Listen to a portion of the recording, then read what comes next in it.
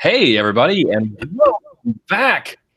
It's season 4 of Pete Carroll Was Right, the confusingly named Alabama football live video show, and now also podcast. That's right, we've come full circle, and we plan to, in addition to doing the show as in this format, we will be making the audio available as a podcast. It should be available wherever you find your podcasts at some point. We're still figuring that out right now, but yeah, so that's fun. As always, we are back for this season. I'm Carter Spires. These are my amazing co-hosts Benjamin Litvin and Mitchell Wesson. We are here to talk all things Alabama football and provide you with the hard-hitting, in-depth analysis of Alabama's games and the team and the season. Coming off another national championship, a really, really thrilling and in a lot of ways shocking national championship game. And so we're excited to do like a full preseason preview episode right here and talk with you all about some of the things that are of interest going into the season. Obviously, number one on that list is the thing that everyone has been talking about incessantly all off season, which is the quarterback situation. I don't think I need to rehash all the details there. Yeah. So quarterbacks. Yeah. Well, I guess I guess probably the most important thing to say on the quarterbacks is that it's not really a competition anymore, right? I mean, it has been decided, and that's a good thing because it's been decided because one of the quarterbacks is really, really awesome, and he's going to be the starter. Yeah, and we can talk around in circles, which we have and people have about this all off season. But and there are things to touch on. Obviously, we'll talk a bit about like Jalen's comments and stuff like that. But the main takeaway here is that Tua is just better, and he's really, really, really good. Or I mean, we think he's going to be anyway. All evidence points to that, and I still wouldn't be horribly shocked to see Jalen take like the first snap against Louisville, but yeah. I think we all expect and would be very shocked if Tua is not essentially the full-time quarterback. I think it'll be interesting to see how long they keep up, or Saban will keep up, like saying it's a competition, right? Like, do you think it will be that Tua will be named like when is Tua going to be named the starter? Like, does that what are the odds? I don't know that is he going to do that? Has he ever done that? It usually just like that's true. Like he never named Blake Sims the starter, right? Yeah. Or for instance, or even Jalen. Like, all right, this is going to be the guy. It's just like after a couple games they stop rotating, and then you find out who the guy is. Yeah. So there's probably. But if it follows that pattern, that means we'll see a fair amount of Jalen in the first game. Yes. Right? Yeah. I think that Jalen's going to play. I mean, in part because it's probably not going to be very competitive, despite what Louisville's wide receiver seems to think. Like, I think it's not going to be like a particularly close game. So that'll lend itself to both quarterbacks playing a lot, no matter what like the plan was going in. Like, I mean, well, like let's say though hypothetically that it was like a 7-point game or something, wire to wire, like a close 1-score game. Does Tua play the whole game? Probably. That would sort of be my expectation. I mean, you think about like in 2014, to go back to that again, like Blake Sims, they rotated through the first couple of games, but Blake Sims played the entire game against West Virginia because that was they never really had it in hand the whole time. So I think if it's that sort of situation, you probably want to sort of play it safe in a sense. I mean, it might depend on how it got to be such a close game. That's right. At the end, but yeah, that's true. If Tua's turning the ball over and stuff, throwing interceptions, and let me ask you guys this: what do we think the plan is for Jalen this year? Like, I guess basically the first question. So if we sort of establish the initial premise that Tua is the guy, The next question then would be, is Jalen going to play if Tua, let's say Tua doesn't get hurt and let's say Tua plays great. Does Jalen only play in 4 games or less? Are they going to sort of do him a favor and try to retain this year of eligibility? Like, do you think that's the plan? Do you think maybe that's why he's sticking around? Because they told him, they were like, hey, like, we're going to help you out here. You stick around, you back up to it. If nothing goes wrong, we're going to keep your snaps down and we're going to gain you. You're going to have 2 years of eligibility to transfer anywhere you want. That to me, that just doesn't seem like the sort of thing that Saban would do. It would. I don't know. It's really hard to say. I mean, I think a huge part of Jalen's motivation for sticking around is that he graduates in December and is going to be eligible immediately next year, no matter what. Right. The question is whether he retains that year of eligibility with the new redshirt rule. And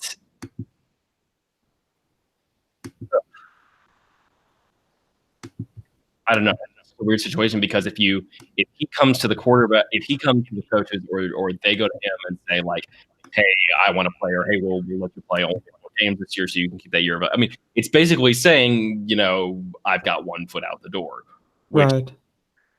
Not like that's the situation everyone expects it to be, but that's definitely got to be like a weird dynamic, right? Yeah. Right. I feel like maybe this is like a conversation kind of tangential to his comments about like not being in touch with the staff. Like, I feel like if that was going to be the plan, like they would have been in communication about stuff like that already. Like, yeah. I feel like the expectation from the staff is like, if Tua is the guy, then Jalen's like our typical backup. I mean, depending on if they want to try and run some sort of 2 quarterback system, but yeah, which I'll get up there. I would be surprised if it's just like a 4 game, not burn a red shirt type situation. Right. Right. Yeah, especially if it's clear that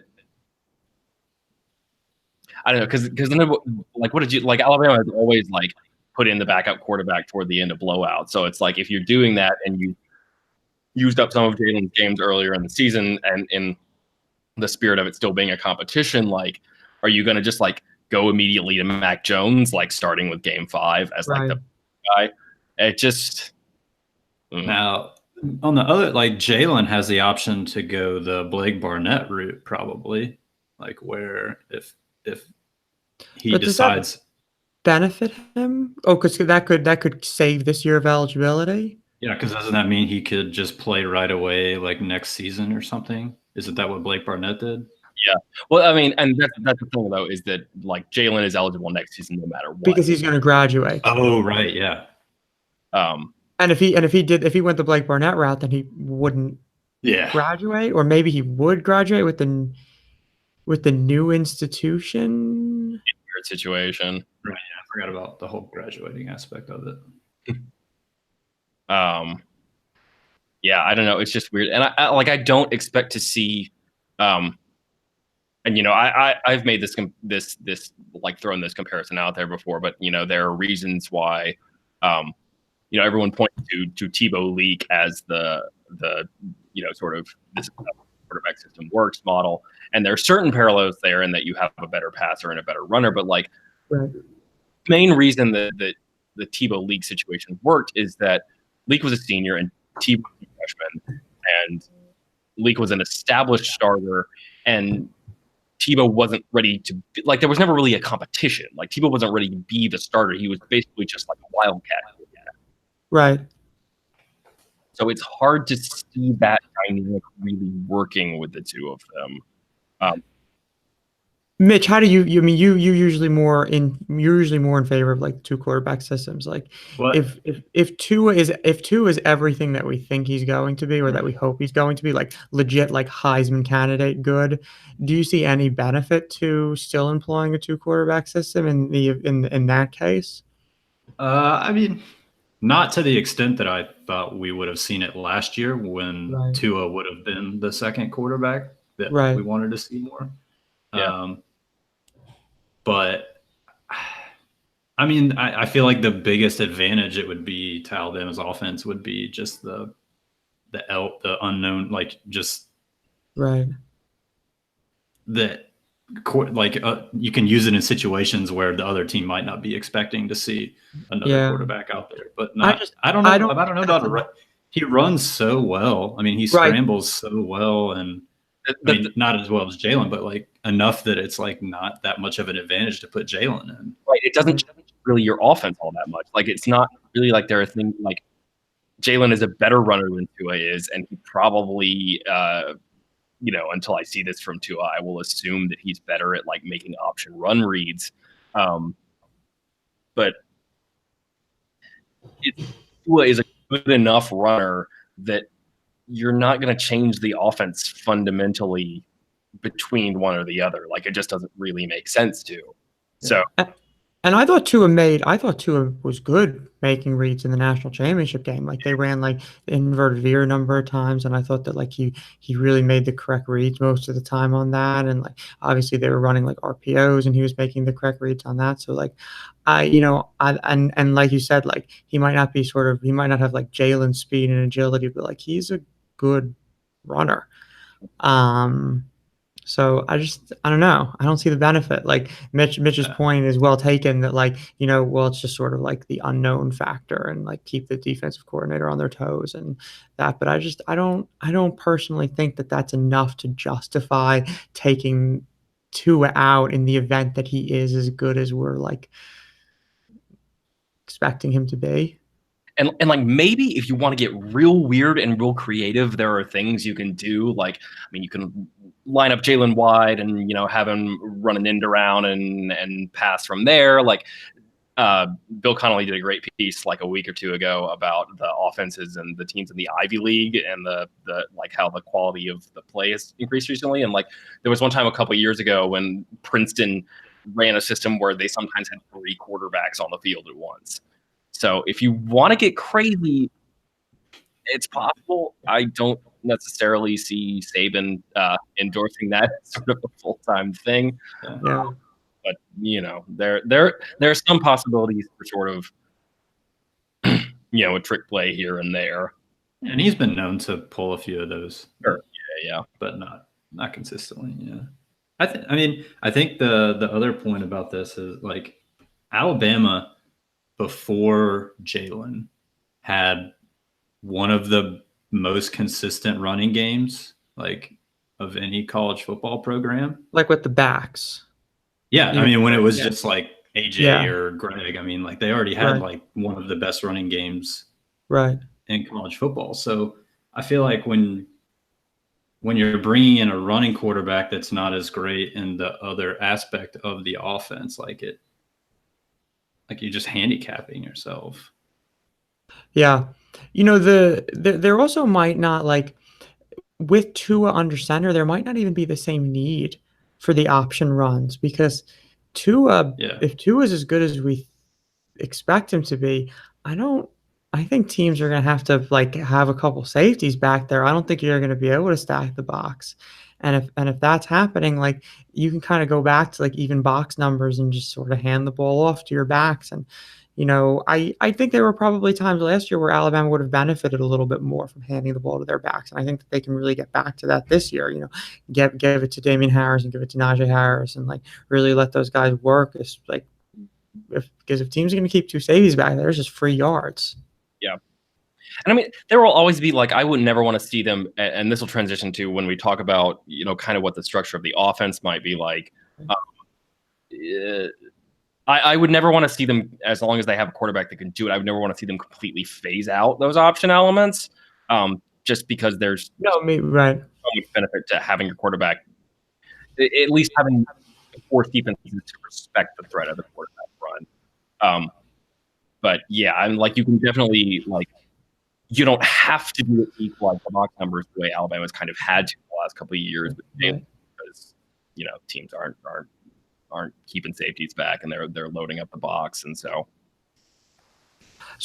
Okay, so I want to get into the offense. Let's just talk quickly. I know this topic has kind of been exhausted, like on Twitter and everything, and Carter and I have gotten into some tips with some people, and but I do think that like sort of like as a an Alabama podcast that we have some sort of like obligation to address, like the sort of part of the story that goes beyond just like what's on the football field.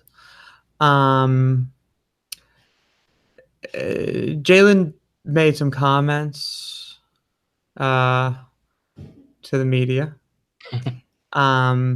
His father gave an interview back during the summer to Bleacher Report, was it? I don't want to get this wrong. I don't remember though. Or SI maybe? One of those major publications. And then in the aftermath of Jalen's comments to the media, his mom posted some stuff on Facebook. Each one of those things upset people. Together, they really upset people. Ironic, of course, because it upsets people being upset about other people speaking their mind while they're also speaking their mind is an irony that shouldn't really be lost on any of us. But let's just talk for a second about.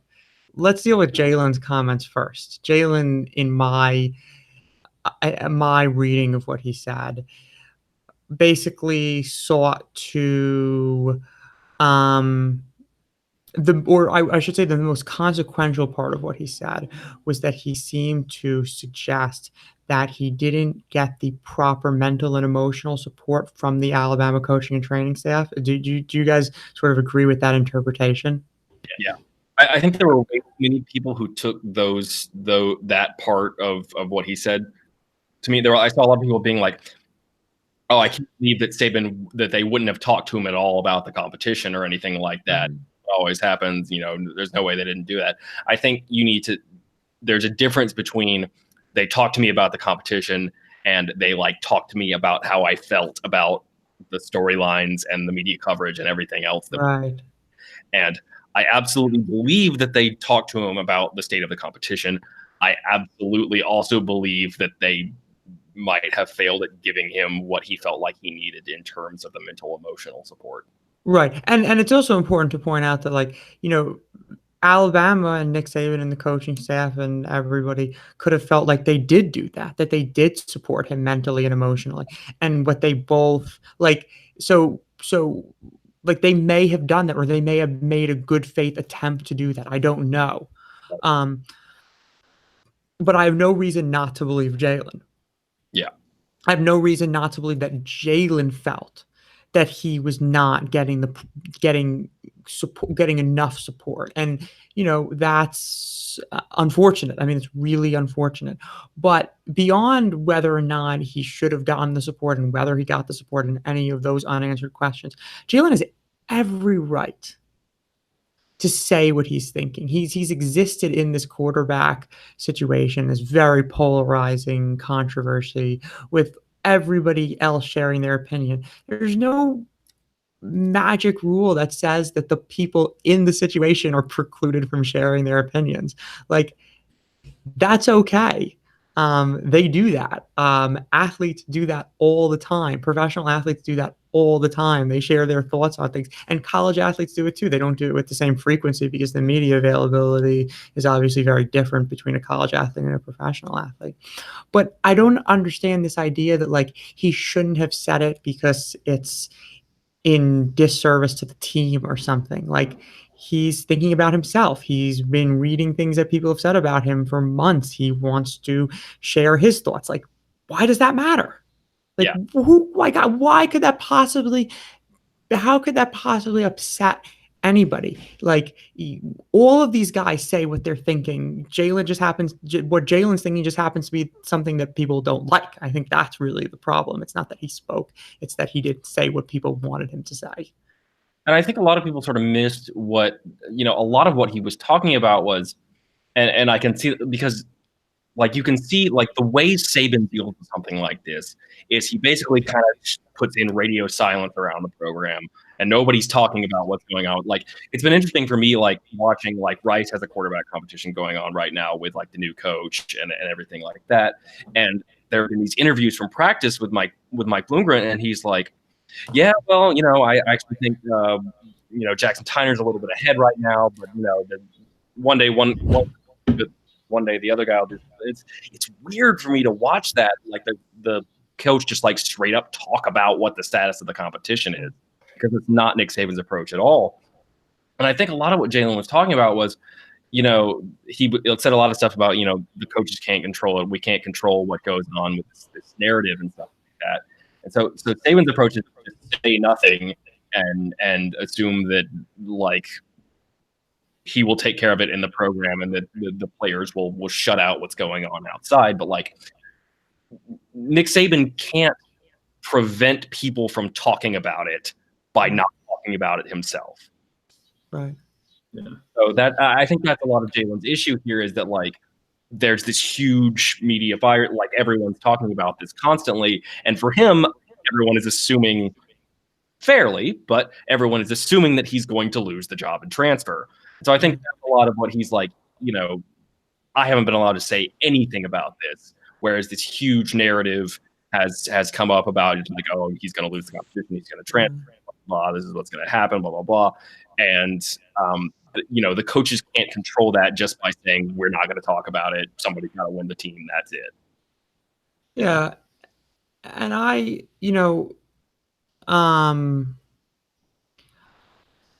think it's so easy for people who are not part of the program and who just sort of like live normal lives, like all of us, lives that aren't depicted in the media constantly.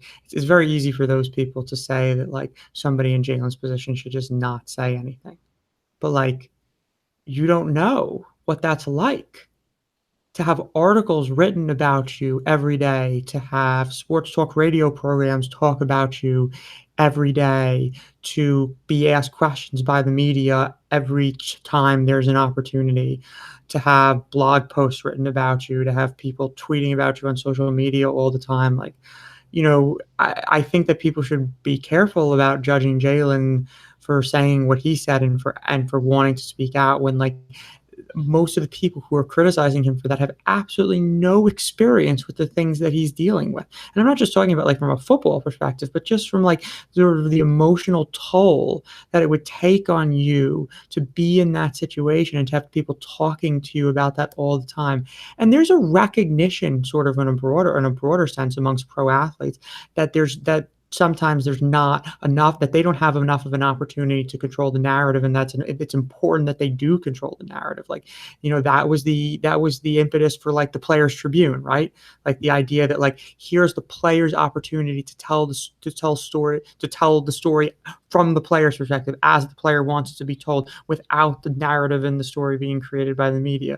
Well, this is Jalen doing that. This is Jalen speaking out. This is Jalen letting everybody know how he feels. And that's okay, because guess what? Like, what do we do as human beings? We let people know how we feel. And especially people who are talking about us constantly, like, we want to let them know how we feel. And that's what Jalen wanted to do. And it's just totally normal and totally acceptable and should be like, okay. It should be okay. That's really what I'm saying.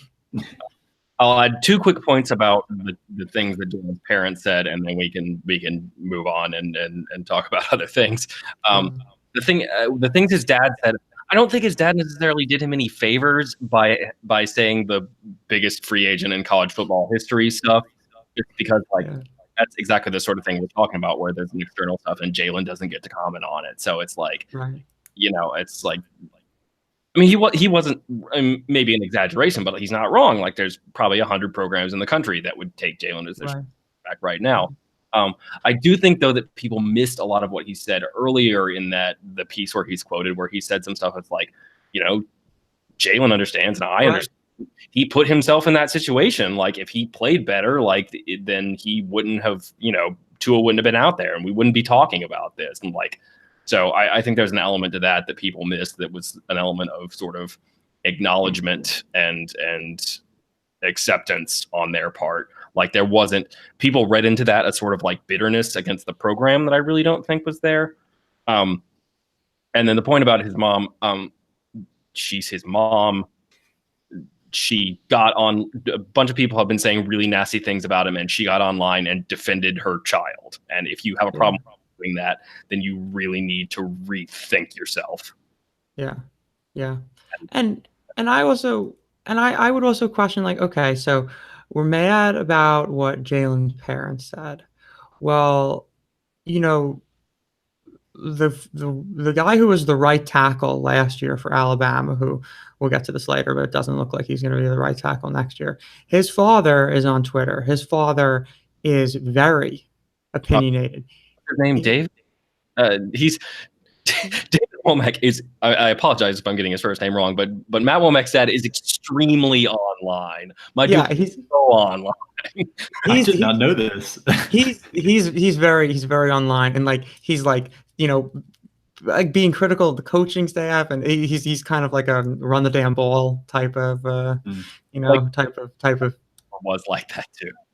Who did you say? I'm sorry. Dad. Oh yeah. So where's the outrage there? Jalen's father never criticized the coaching staff. I say that's a lot worse, objectively speaking. Neither of them criticized the coaching staff. Right, and I think that's an important thing to point out. Like they were just fair. They were just saying like Jalen's mom was defending him from the nasty things that were being said about him, and his father was just sort of giving his opinion on the situation. And like none of them were saying that like the coaching staff is wrong. None of them were saying that Jalen should be the starter. None of them were disparaging Tua in any way. None of them were doing anything wrong. They were really just speaking. These are just like people just like saying relatively benign things that were, like normal. Yeah. Like normal. Like, why are we allowed to say those things, but they're not allowed to say those things? It's a ridiculous double standard. Just because, I'm sorry, but just because Nick Saban says publicly that the players, like, because he's made some comments, right? Like Saban said some things like the quarterback whoever wins the job is the person who, I don't know. The team. He keeps saying wins the team. Wins the team, but isn't there a sort of hasn't any things that's like if you're like putting attention on yourself like that, right, or something like that, right. Well, let me tell you something. No, not you guys, but like our audience. Nick Saban is not right now. Yeah, Nick Saban is not the ultimate arbiter of what is and isn't okay. Now, Nick Saban can then do whatever he wants with the things that happen. But just because Nick Saban says that's a thing should be one way doesn't mean that that's the ultimately right way for it to be. And if he's trying to suppress what these players have to say, then I don't really give a shit. Players can say what they want. And that's not on Nick to like stop that from happening. And if Nick wants to say that, okay, well, this hurts Jalen in the competition, then fine, that it hurts Jalen in the competition. But it's not wrong for Jalen to speak out just because Nick Saban suggests that like the players shouldn't do things like that. So that's my take. And also, for what it's worth, I mean, he's obviously not going to go out there on the press stand and just like rail against Jalen or something like that. But his response to the press conference was extremely muted. Like, I really don't think Saban reacted as strongly to this as he said something about like, and take this to the grain of like, it's always an interesting task with Nick Saban to parse what he's saying, and 95% of it is bland, useless coach speak. But there's occasionally a nugget or two in there, and he said something about that. He said, I think that stuff is a lot more important to people outside this program than outside this organization than the people inside it. And I think that's absolutely a statement, particularly in terms of, he talks about the win the team stuff. And I had all kind of people after this happened saying to me on Twitter, like, oh, this isn't going to help Jalen win the team. And it's like, I really don't think, as far as the guys on the team have a dog in this race, they're going to be concerned with who helped them most. And right. Be too, like, it's very clear if you like look at what these guys post, and if you've watched the training days show, if you look at what they post on social media and stuff like that, it's clear that they love both of these dudes, And if you think somehow that this has like turned the team against Jalen, I think you're really misreading the dynamics of that locker room. To the extent that we can get a real read on that stuff from the outside, which now is, I think, is easier than ever with the glimpses that we get in these players' lives from social media. Like, but I really think anyone who's saying stuff like that is reading way too much into it and not having enough respect for the relationships that these guys have already had and that they have formed over the last couple of years. Yeah, Yeah, I agree. Mitch, did you have any final thoughts on it? Or? I mean, it's like, and what he even said, like Jalen was like in response to a question about what Nick Saban said, right? And that was like, what did you make of Saban saying he didn't know if you were going to be back? It was like, that's right. Yeah, I mean that right, exactly. Like he was just saying, I made of it that he never asked me. So like, yeah, I absolutely right on that part actually, because I don't think Saban meant anything by that, but what he said was someone asked him, do you think Jalen's going to be on the roster for the opener? And he said, I have no idea. I expect that he's going to be there. And I think that was weird phrasing because Jalen says that he went to Saban in June and said, no matter what, I'm going to be here through the end of the season because I'm graduating. And I think what Saban was trying to convey is like, well, anything can happen. I guess if he chooses to leave, then he won't be there. But like my expectation is that he should have started with, I expect him to be there. Yeah. Right. I think when he said, I have no idea who'll be there, his intention was to be like, well, I guess anything could happen, but Yeah. Which is usually like his default answer when somebody asks him something like that. It's like, well, I can't predict the future. Like, yeah. There's that whole thing with like the Coke bottle with the magic wand, and it was very much a Saban answer. I just think it was sort of worded poorly in that sense. Yeah. Anyway, who wants to talk about the offense? Yeah. Let's jump into it. So I didn't get, a couple. Some of y'all may have seen me say on Twitter that I wanted to do a big like breakdown of the influences that Danny Enos and Josh Gaddis might have on this offense, and I didn't get as much time to do that as I would like. I didn't really get to really deep dive into any old Arkansas film, but I did watch a couple Penn State games. I've been reading up some stuff. So if there are significant, and I think it's fair to say that there will be, given that Josh Gaddis was given the co-offensive coordinator title, I think it's fair to assume that Saban wouldn't be doing that if he didn't expect there to be him to have a certain level of influence on the design of the offense. Right. I will say if this offense is significantly structured after the Moorhead offense, and Saban's always going to have kind of a conservatizing influence on anything because, and like Loxley said as much as media day, and said like ultimately like this is Saban's team and he makes the final decisions on everything. But I think that offense is really, really well suited to Tua's strengths. So the big hallmarks of Moorhead's offense are like, one, they tend to build options into basically everything. They're super RPO heavy. They do a ton of like really creative stuff where they're building options where it's like a shovel pass paired with like a field side screen and stuff like that. They get really creative, but there's always options on every play. And they actually give, depending on how much, and that's sort of the evolution you saw over the time Moorhead was at Penn State, like building with Trace McSorley, they build up the responsibilities for the quarterback as things go along. Like there's actually the quarterback, ideally in that has a ton of freedom to change plays at the line, which is a very old school pro style type thing that we think of. But, this goes to things like, a good example would be if you have an RPO called and then you line up and you notice that they're in man coverage. Well, man coverage is a big thing that teams, particularly Alabama, try to do to combat RPOs, because if everybody's covering one-on-one, you can't really the whole idea of an RPO is to pick out a defender who has both run and pass responsibilities. You make him wrong, and then you make him commit to one thing and then you do the other thing. Right. Yeah. So if you go up there and you have an RPO called and everybody's in man coverage, then you switch the play to a run. He likes to line up, or Moorhead, I'm speaking of now, obviously likes to line up in 11 personnel, like almost exclusively. A really interesting point because we as fans tend to think in terms of sort of formations and stuff like that, but really defensive coordinators make decisions about packages and about the defense a lot of times based purely on personnel, because in that time, like as a defense, you're reacting and you can't wait until they're lined up and they're in whatever formation they're going to be in to call to, especially in a no huddle era, you can't wait. Like, so a lot of times the decision which guys to put in is based purely on personnel. And so the idea of this is that if you don't switch out your personnel and you change the things you're doing based on, you line up running backs out wide, you line up tight ends out wide, you switch things around, then you can put them in at a disadvantageous position because they've still got the same personnel out there from when you were in a different formation calling different plays.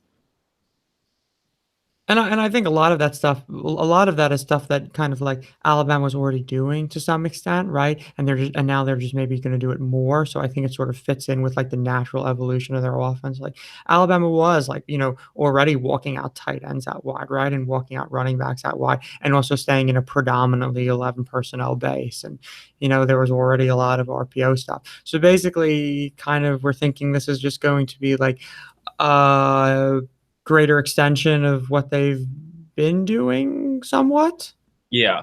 And if you go back and watch Penn State, well, like one interesting thing is that they tend to be no huddle, but they're not that fast. Like if you go back and look at the advanced stat profile by Bill Connolly's like adjusted pace metric, they were like 88th in the country.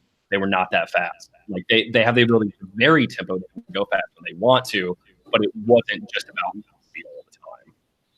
Yeah. I think it's something that Saban likes to be able to do. And another interesting thing for me was that, and a reason I think Tua will be really well suited to this offense is that Trace McSorley is a lot like Tua, except that Tua is more talented in every single way. He's bigger, he's got a bigger arm, he's faster. I was not super. They run a ton of options, which doesn't have a ton. Like it's more RPOs, but they do run some option run plays. I was not and McSorley's a fine runner. I was not impressed with his decision making in terms of the option game. Like in the first 3 or 4 series of the Ohio State game last year, I saw him make the wrong read on 3 different option run plays. So. Yeah, for everything, the one thing that Alabama's Penn State really had last year is a really a major receiving threat at tight end. I didn't know that Alabama has an equivalent to a guy like Mike Gesicki that they had last year. I really think they love to. Obviously, Saquon. They used him as a weapon of choice, which is possible. I think Alabama will. I think they have 3 backs in the Harris twins and Josh Jacobs, who are really well suited for that role, that they can do a lot of different things with. So what do we think about how the passing game specifically is going to evolve with Tua? Because I think that's probably what everybody's most excited about, right? Is Alabama's now going to have a potentially prolific passing offense, or very explosive. So during the national championship game, because of sort of the situation and him just coming in at halftime and not really having played before then, things were kind of simplified, right? Like there was basically some RPO stuff with slants and stuff built into run plays. And then there was they ran a deep over route a whole bunch of times, and 4 verts plays, including on the final play. But there wasn't a lot of variety. Yeah. Alabama won that game because they were just so talented, and that it didn't matter that there wasn't a lot of variety. Their players just played great. But now we can kind of think that there might be a lot of variety, right? And I'm really excited about the fact that I would think that this offense could have, this passing offense would have a lot of route conversions built in, right? Some more advanced route conversions, given that Tua and these wide receivers, obviously they all came in together. They seem to have some good rapport, good chemistry. Tua is obviously very capable, both physically and mentally. And I would hope that like they're really going to work hard on having like a more NFL style passing attack in terms of the route and the sight adjustments based on the coverages and stuff. Like that's kind of what I'm really excited about. Obviously, generally, I'm excited about the idea of sort of like throwing the ball more and passing the ball down the field more. But I'm excited about the possibilities that the offense can generate just because I think it could be more like schematically advanced, I guess.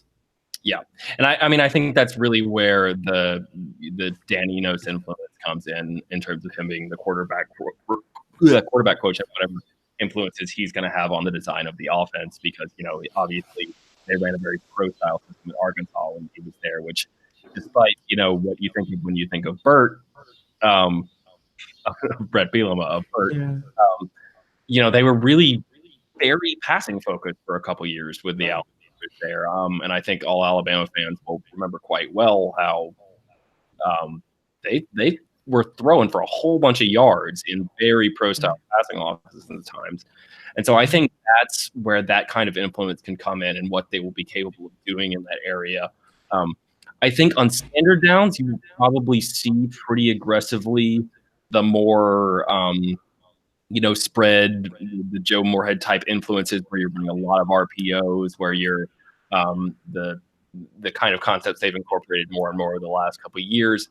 But when they are just straight up drop back passing, when they're in passing downs, and when they choose to do those things, I think it's exactly like you're saying. I think there's so much potential to really run like a pro style passing offense, and I think that's part of the reason you bring in Enos is for those situations where you can really teach the quarterbacks.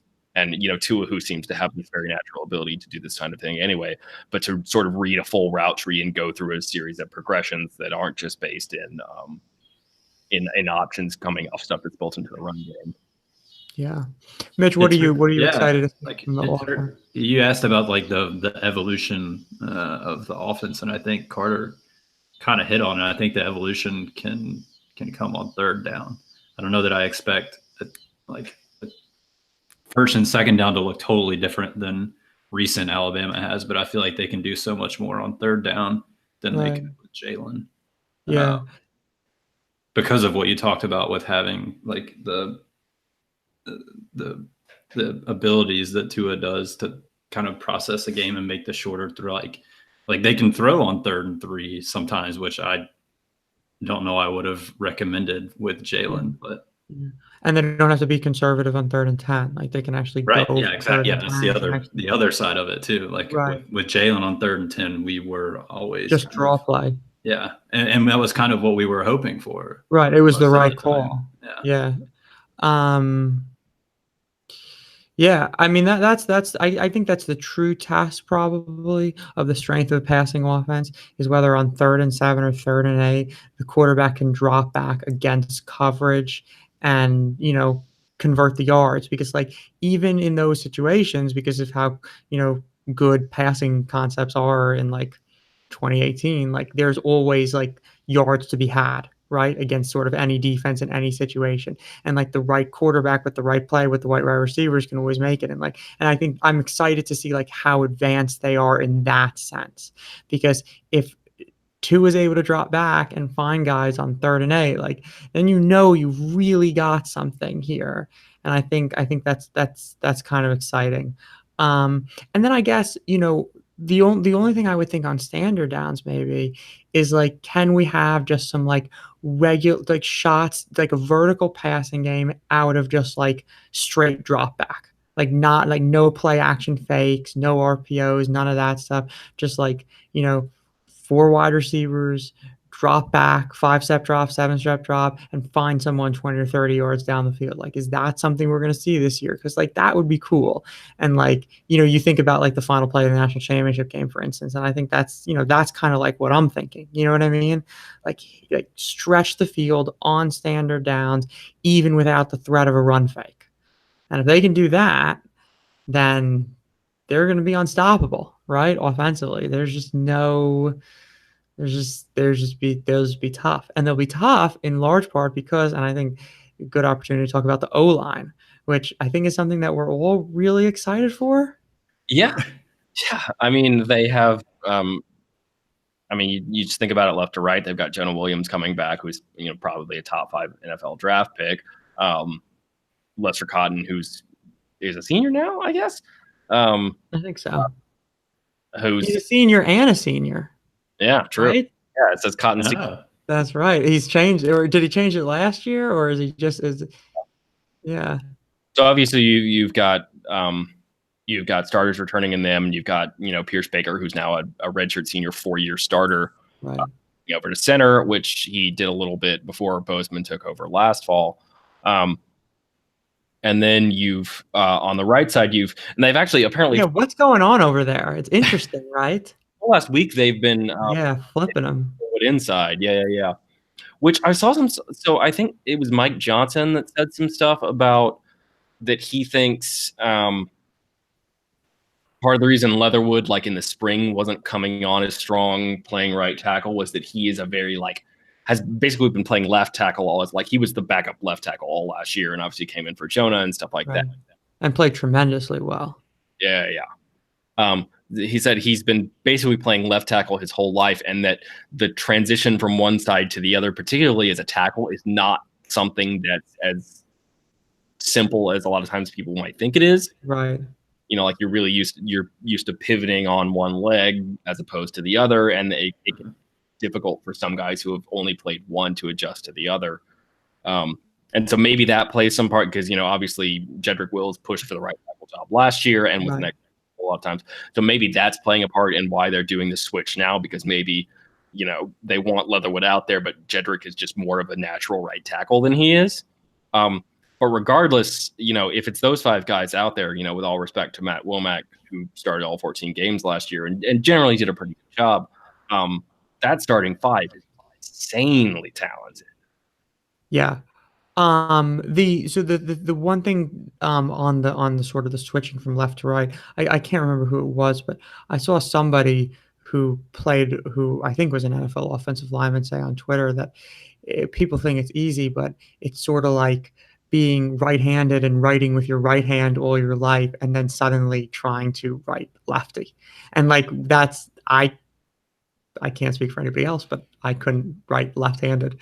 It would be really sloppy and really bad and not at all as good as my already not so great right-handed handwriting. So I think it probably is. We're just well, it's just a tackle position, right? Everything's backwards, everything's reversed, So I think that's a sort of a thing that gets overlooked, like Carter was saying, that is maybe more impactful than we think.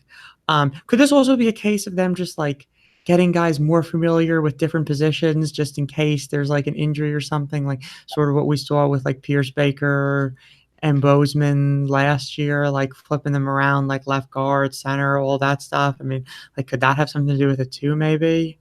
Yeah. And I think they always like to, and this is something you see you see it a lot in the pros where you're only carrying 8 offensive linemen at a time, but then they love to have guys cross trained. Because you think about there are a lot of times when you have an offensive lineman go down to an injury, you don't just sort of pop in the second string guy and unchanged. A lot of times they'll slide guys over, and because what was the correct combination of positions with one set of 5 may not be the correct set of positions with another 5. Right. And here's one thing that I'm really interested to see with this offensive line, because, in the past, even the really, really, really good Alabama offensive lines, I feel have always been better, maybe even significantly better in run blocking than in pass blocking. I think even about the 2012 line, which is probably the best Alabama offensive line we've ever seen, right? They had some struggles in pass pro. Obviously there was that Western Kentucky game that stood out where they gave up 6 sacks or something. But, Cyrus Quandra was never great in pass pro. He was always far better run blocker than pass blocker. DJ Fluker definitely was kind of physically limited when it came to pass blocking. And I feel we've sort of almost exclusively played guard in the NFL. Right. And I feel we've seen that, that's just one example, obviously, where you have this offensive line that's amazing run blocking and not as good pass blocking. And I think about this offensive line, and I think about sort of like the Matt Womack situation, right, where he started, I think he started every game, right, last year. And he was pretty good run blocking, right? Like he's like a pretty powerful physical player, which, makes him strong run blocking, but also very limited as a pass blocker. He was very bad in the Auburn game, matched up against their edge rusher, who was really good, and I can't remember his name anymore, but like that guy was like really, really good and really impactful in that game. Yeah. And then there was obviously the national championship game. Like he had a number of not so great plays in the national championship game. So I'm hoping that like maybe this switch is not just in service of getting the most talented 5 on the field, which I do think that they're doing, but also maybe getting the most athletic and best pass blocking group on the field. Because unlike those other teams, unlike that 2012 team, this team's going to want to throw the ball. Yeah. This team's not trying to do like 2012 SEC championship game against Georgia, run the ball, 50 times or whatever. Like those days, as much as that's going to disappoint some people, like those days are over. I'm not saying it's going to be like 70% pass or anything, but like this team wants to chuck the ball around the field a little bit. And if they have some of those pass offensive lines, as good as like each player is individually, those offensive lines were not great pass blocking units. So I think it's very important that that changes this year. And I think that's why one of the reasons why somebody like Matt Womack is maybe being sort of like, transitioned out or transitioned into like a more of a second team role. And similar like to what I was saying earlier on third down, I mean, like that's where you can afford to be a little more aggressive on those third down when you have a better pass blocking unit. Yeah, that was the thing, right? It wasn't just like last year, like it wasn't just like Jalen. It was like, they got wrecked on third down against Auburn because the right tackle couldn't really block the edge. And I mean, that's like a huge thing. So you're right. I mean, that's a great point. It's sort of like a combination. And Jalen got a lot of the blame, but like Jalen was on his butt a lot of the time. There was a third down in the national championship game where Calvin got open on like a deep comeback, and Jalen threw it short, but Jalen threw it short because he got crushed on that play. And that happened like more than once. And I'm not trying to say that Jalen is a great passer or that Jalen doesn't deserve blame for the third down failures, but like it wasn't all him. And I'm hoping that this year we can kind of have some cleaner pockets on third downs, especially when it's just like a 4-man rush. Do we want to talk about defense a little bit? Yeah, I think we haven't really hit on the skill position players. I honestly don't think there's a whole lot to talk about there, mostly because they're amazing. And yeah, the skill position guys are good. The backs are amazing. Like I can't believe Damian Harris came back. Obviously we know about the one thing I'll be interested to see is if they end up getting a lot of reps for a guy like maybe Terrell Shavers, just because as talented as the 3 main wide receivers are, like they don't really have like a big guy. Right. They don't have a dude with Cam Sim size or something. And so if they're throwing the ball around a bit more, and maybe that's a role for the tight ends, but like it's something to see. Is it like, in the past, Alabama hasn't really thrown it enough for there to be a 4th guy. But if the passing offense is as advanced as we hope it is, that might be something to look at. But defense, obviously the big story, I guess we can go from back to front, because really the big story here is the secondary. Lost all 6 starters out of the 9 package. We seem to know based on practice that the nickel package is pretty much set. I don't know that there's been a lot of talk about or observation in the practice open practice periods as to who's going to be like what the configuration in dime is going to be. But the configuration seems to be that the starters at safety are Deontay Thompson and Xavier McKinney, which is not surprising.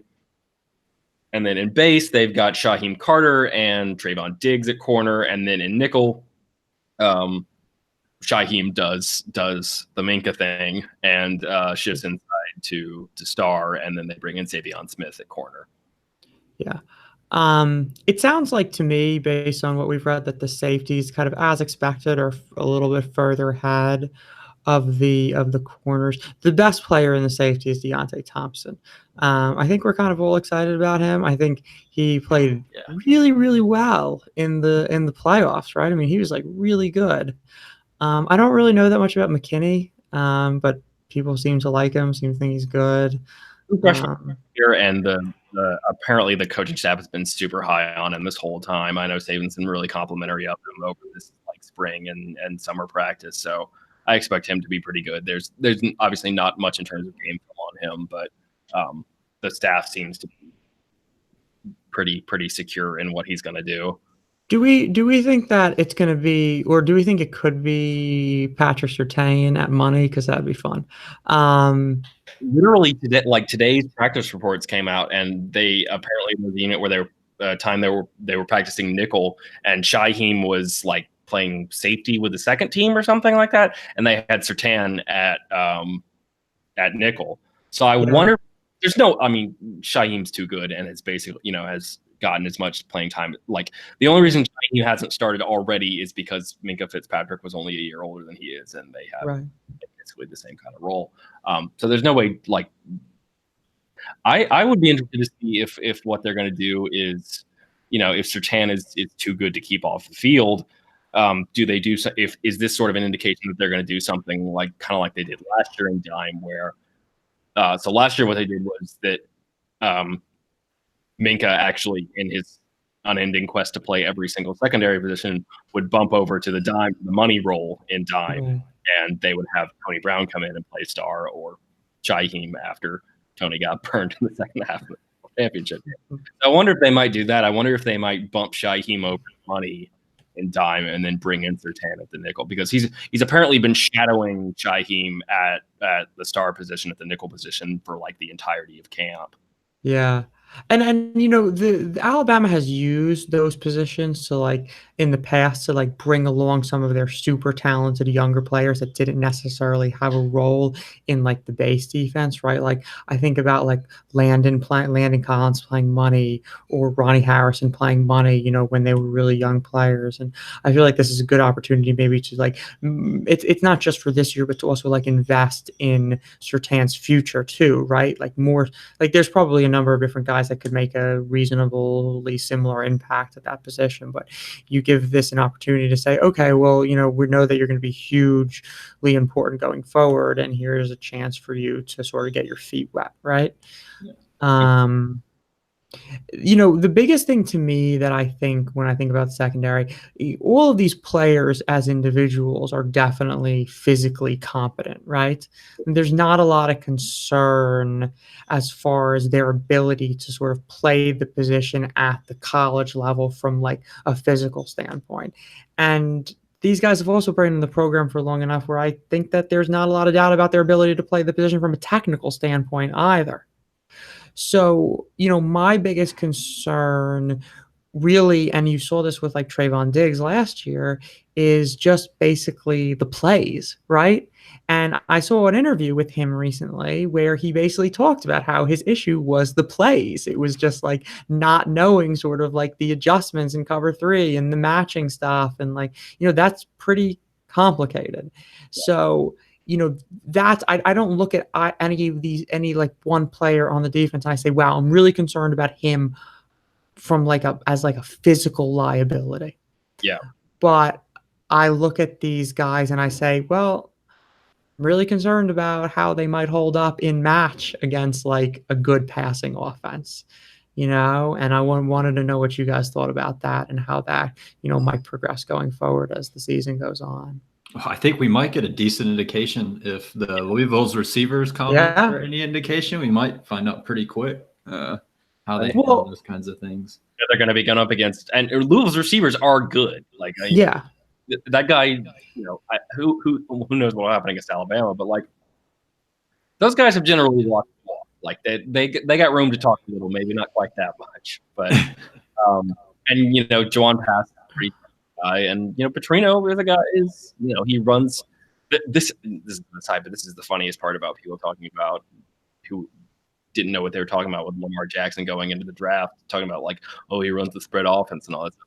He doesn't. Like, Petrino runs about as pro style of a passing offense as there exists in college Right. football. So they definitely get tested a little bit.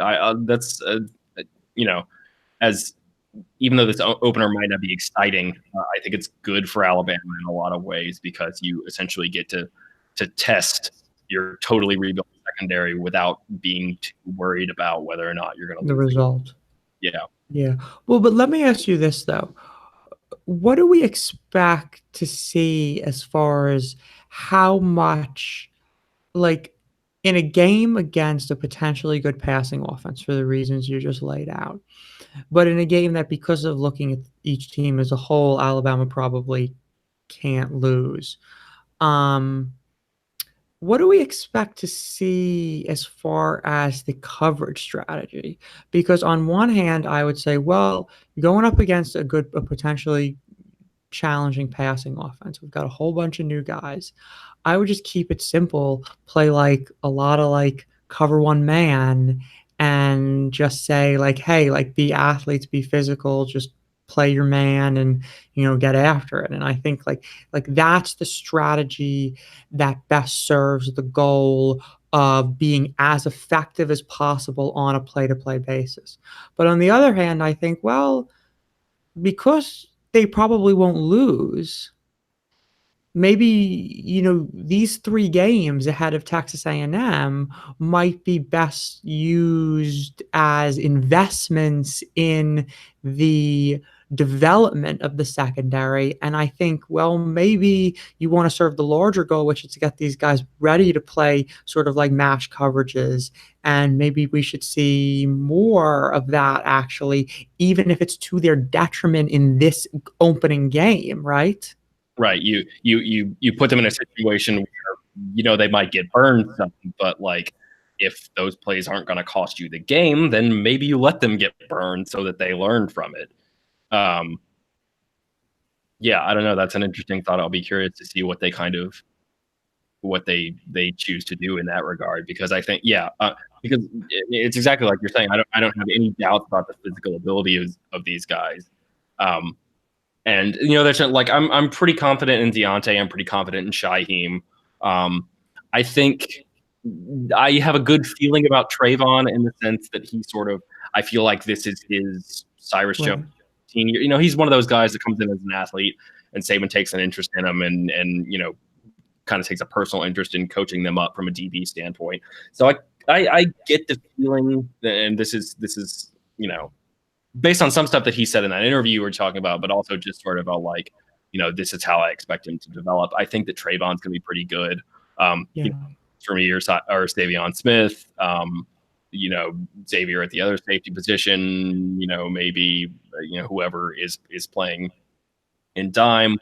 So, if you expect them to give up yards and points on the back end, it's really going to be, you expect the things to come in terms of breakdowns and mental mistakes, rather than guys just getting beat. But yeah, I don't know. That's a good point. Like, do you?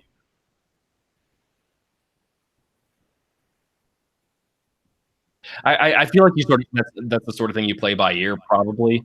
Like, if the offense is just unstoppable and you're sacking the quarterback a lot and shutting down the run game, and you build up a healthy lead, then I think, you probably go ahead and you drop the whole playbook on them. You play all your matches, you play whatever coverages you need to. If it gets close and you need to have your guys cold up, then maybe you just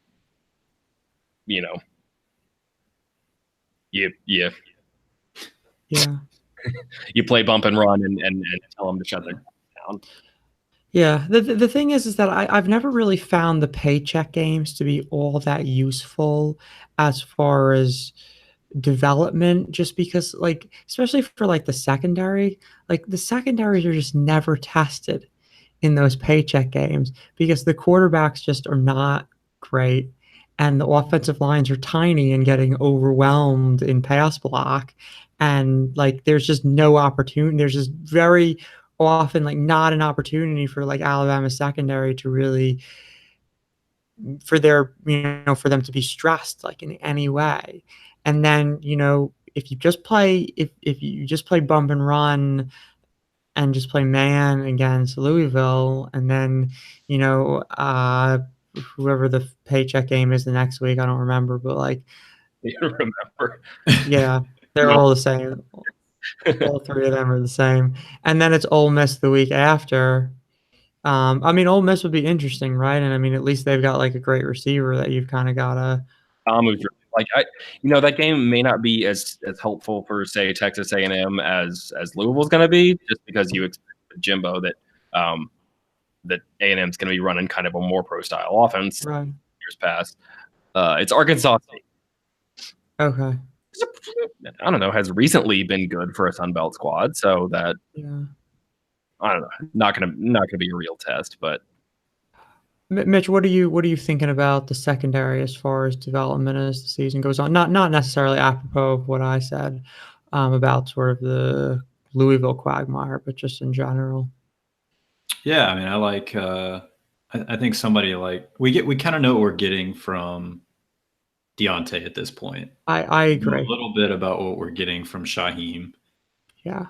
And if we take Saban's comments about McKinney, there's reason to be confident about him. So I think it's the others that I'll be interested in seeing how they play. Yeah. Guys like, sorry. No. Go ahead. Just guys like Trayvon and how much we get to see Surtain, and who was the other corner that we were expecting to see? Savion, did you say? Yeah. Carter shared some sort of confidence in Trayvon's potential, and I was reading some stuff that one of these sort of like Twitter film guys who's very good, Ben Fennell, I think his name is. I don't know if you guys follow him, but he mostly does like NFL stuff, but he does some college stuff too. And he was very very recently was very complimentary of Trayvon Diggs from like sort of like a physical standpoint. So, I went back and watched that FSU game at some point in the spring, and when Trayvon was in, and like when he was in like man coverage situations and stuff, and when he was playing like press and bump and run, like he was comfortable. You could see like he was getting his offhand jams, and he was being physical with the receivers. Like you can see like he's got quick instincts, he's got good hips. He's physically he's physically there. I'm not saying he's like extraordinary physically. He's not like Marlon Humphrey or something, or like that, but he's sound, he's good. He's got all the physical tools. I mean, he's Stephon Diggs' brother, Right. So that's somebody who I'm optimistic about. Like, third year in the program, second year as a full-time defensive back. Like he clearly is like self-aware enough to know that like, okay, my issue was just basically like understanding the schemes and understanding the plays and the coverages. And like, you would think that like, okay, well, he's self-aware, he's physically gifted, he's in the Alabama program for a while now. Like that would be the sort of pedigree that would suggest that it's going to click. So if it clicks, and I think it will, then he could be a player, and I guess if you guys didn't have any other thoughts on the secondary, I would say that the sort of the last big thing to cover is probably pass rush, specifically in light of the most devastating summer injury in like the history of Alabama football, maybe. I mean, it's not as funny in like a really depressing sense, but my thought on Terrell is that the main thing this does is it really limits their ability to play two outside linebackers on standard downs. Like when you had him and Anthony, I mean, you had two like do it all kind of guys there who big and strong enough to and technically sound enough to hold the edge and play the run really well, but also that can be really elite pass rushers. Right. And so I think that limits you there, which is not great given that they don't have a whole they've got three great guys starting on the defensive line, and they've got a guy in LeBrian Ray who seems to be sort of expected to take that next step and be the fourth guy. But beyond like you want at least a fifth guy on the defensive line. Right. Well, right now it's Dwight, right? Probably, yeah. LeBron Ray is kind of like a tweenerish guy, right? Like he's not. He's actually like he's like 294 now. He put on over the summer. Okay. So what would you think of like if you had Anthony at one end and LeBron and Ray at the other end, and then you had, I guess, I don't know, Davis and Bugs inside. Like, is that like a foursome that could get after the quarterback on standard downs? I mean, like they've still got tons of options, and they've still and especially in terms of when they're in passing downs, if they want to go dime rabbits and stuff like that, like Ayaba is going to play a little bit there, since apparently like people think he's Derek Thomas or something like that, which obviously a ridiculous comparison, but the fact that anyone would be saying that, man. I wonder what those practices look like. Yeah, you can move Dylan Moses outside some, in the way that Rashawn did a little bit last year. Right. So like they've got plenty of guys. It just like with Terrell out there, I think it allowed them to shorten their defensive line rotation on standard downs because he could essentially act as kind of another defensive end in the same way that Anthony can. Yeah. What this does to me is puts more pressure on the fourth, fifth, sixth guys on the defensive line to prove they can really give quality snaps, because you can't play as many two outside linebacker, those kind of fronts on standard downs. Right. So when Anthony needs to sit on standard downs, is it Christian Miller then that's going to be the guy there? Like, is he capable of playing standard downs? Like that's one of the things that losing him for so much, him and Terrell for so much of the season last year did, is that you just, like with Christian in particular, we have no idea really. Yeah. Like, can he consistently set the edge against the run? Like, I don't know. It would be great if we trust his ability as a pass rusher. We trust him playing a like classic outside linebacker type position, but like, can he be like a sub defensive end basically? I don't know. Maybe Chris Allen can be that guy. He obviously got a lot of snaps, or got a fair number of snaps last year. Right. When guys were hurt. And Jamie Mosley's still in the rotation too. I don't think any of us necessarily expect him to be like a big, guy making a bunch of splash plays, but he'll give you.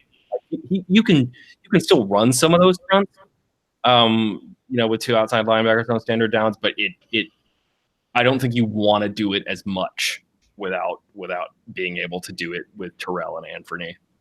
Yeah.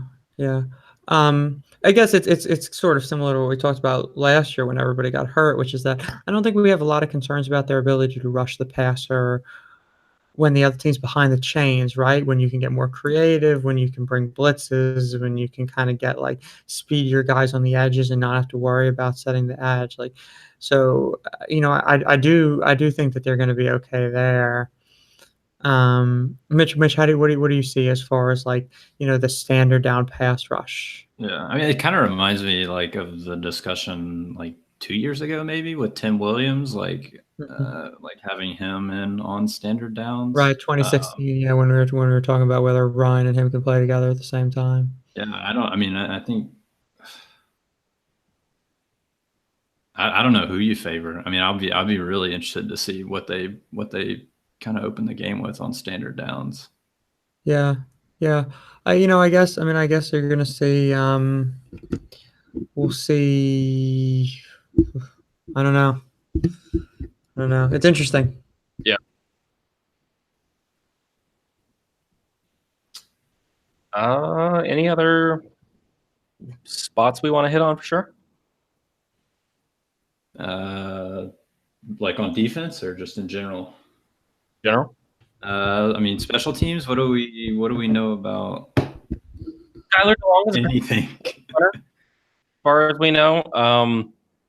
I think the buzz apparently is that they feel better about the combination of what's his name, Austin Jones, the grad transfer from Temple, and where Bulovas is now than they did a year ago with Papanastis.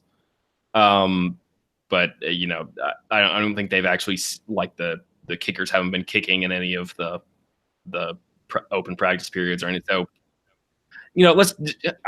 as long as they're not a disaster, we're fine. Yeah. I try not to get too worked up about kicking anymore. Just I don't need that level of stress. Yeah, same. I'm pretty excited to see.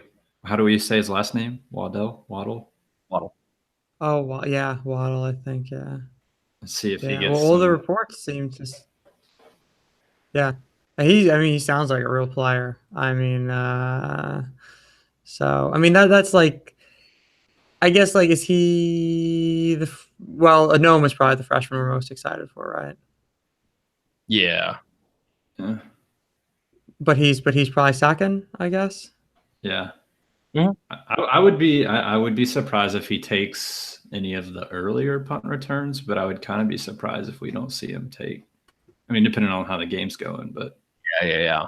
It's definitely a guy you expect to see snap if a game turns into a blowout.